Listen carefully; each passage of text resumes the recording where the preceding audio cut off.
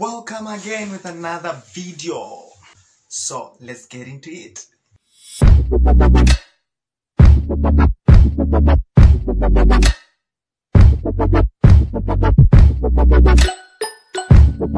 So this is how it happened. So a day before the interview, I didn't have my CV prepared. It wasn't printed. So there were requirements which they needed. You were supposed to have your CV, your passport ID, and your also work permit. So what I did, I had to type everything. I borrowed a laptop because my laptop is not working.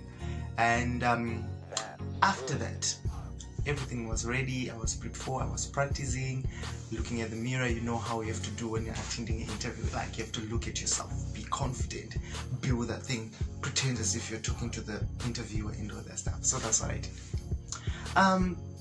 The day of the interview, this is what happened.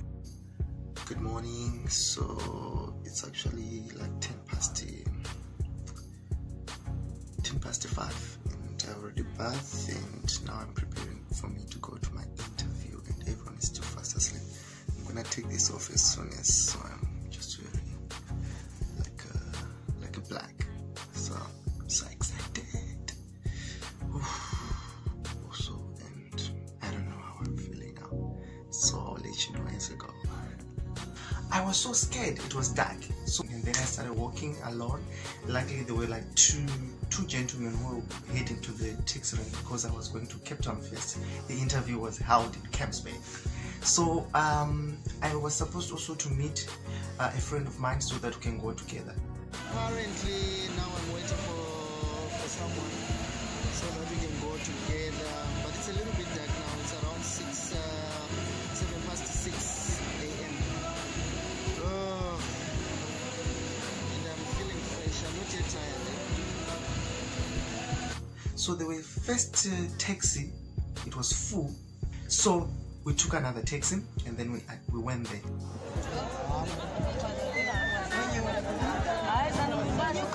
It was full. The line, the queue was long. So I started walking around and see what was there. So there was sort of like a gazebo, like a tent. It's like a, how do you call it, like a veranda which was there. And then there were like people sitting on the benches over there, and apparently there was this lady. She was part of the interview, so they decided that they're going to write everyone's name. And then I was on number 322, and the minimum people who were supposed to attend that interview, they were supposed to be 300. So just imagine, like I was on 322. So I was just like, okay, let me just wait. Maybe they might say they don't want certain people because they didn't have enough qualifications. So I was just like, okay, let me just wait.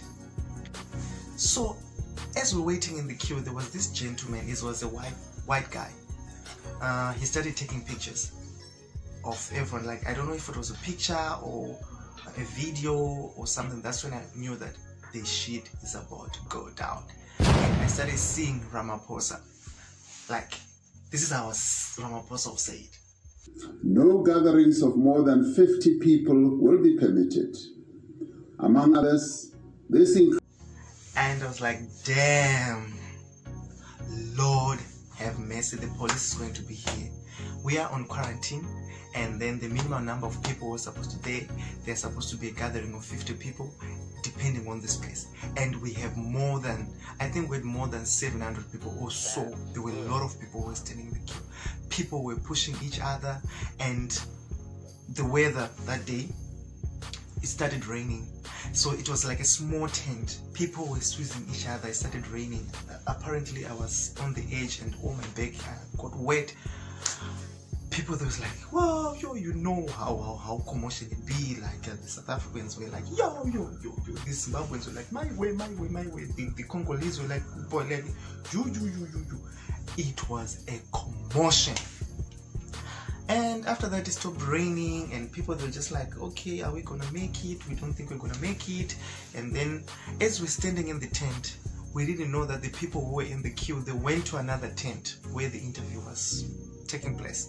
So they took chances, and then some of the people received some papers to fill the form, And the moment when we went there, that's when we realized that there was that lady we were writing name. She went to the person who was in charge of who was supposed to get the papers and stuff. And then that's when she said that we came early in the morning at 4 a.m. and we write the list of the people who came first, so you giving people these papers, they came late and blah blah blah blah blah blah. It was all like, Lord have mercy. So it was that moment when I was like, you have to, this time I have to give up. I am done. I think I have to go home. That's when the police arrived. The police arrived. The paw. And then they said no one is getting into the building. This have to be cancelled. And still we end up being on this lawn.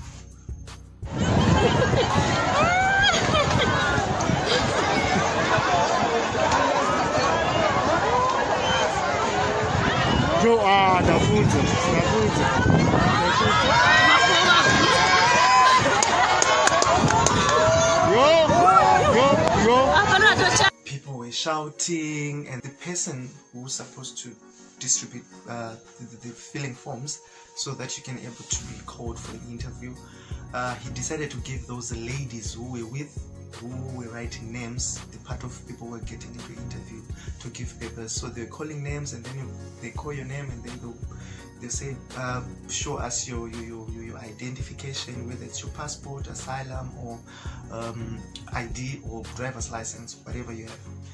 So at first it was okay. We are on number 84. That's when I knew, like, with this number of people who are here, someone is going to grab these papers and it's going to be a commotion.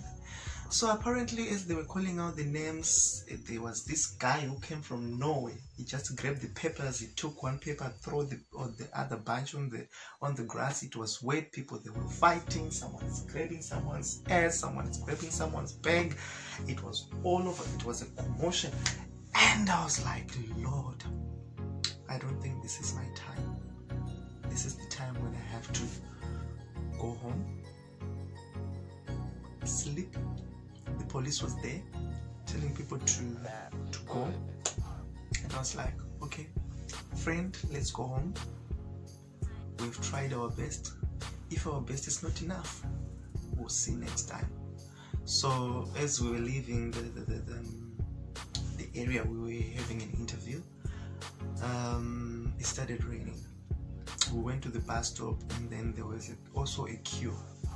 I think it was around 8:30 where the interview was supposed to start. So people were just told, like, okay, it's time for you to leave. There's no longer an interview because of the commotion which was happening there.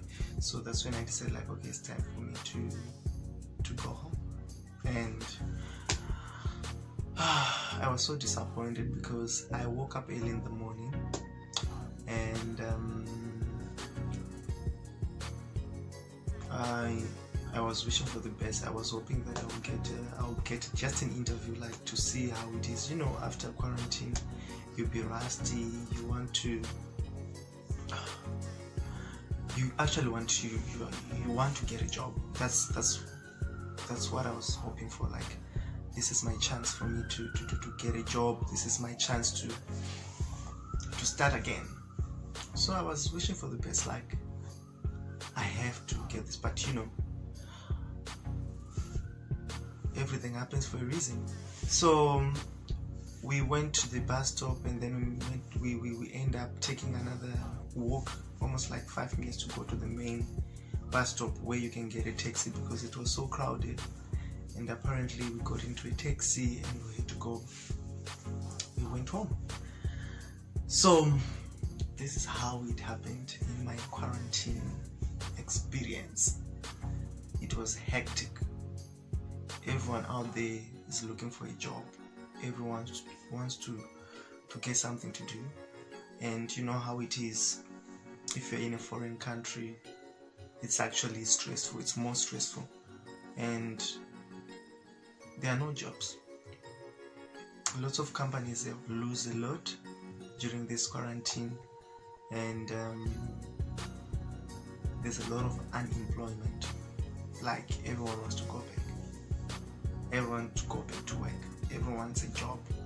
So thank you very much for watching. Hope to see you again on another episode, and please don't forget to like and comment, and also to share. If it's your first time here, make sure that you click the subscribe button and ding ding the notification button. Thank you.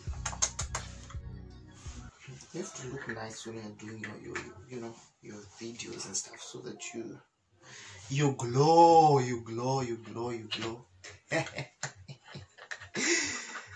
love doing this. So that the hair will go to the side where it's supposed to. What?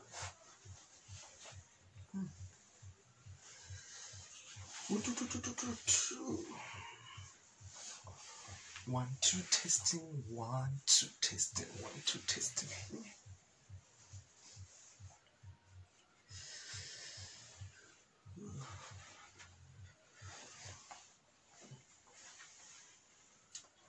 Welcome again. Nice.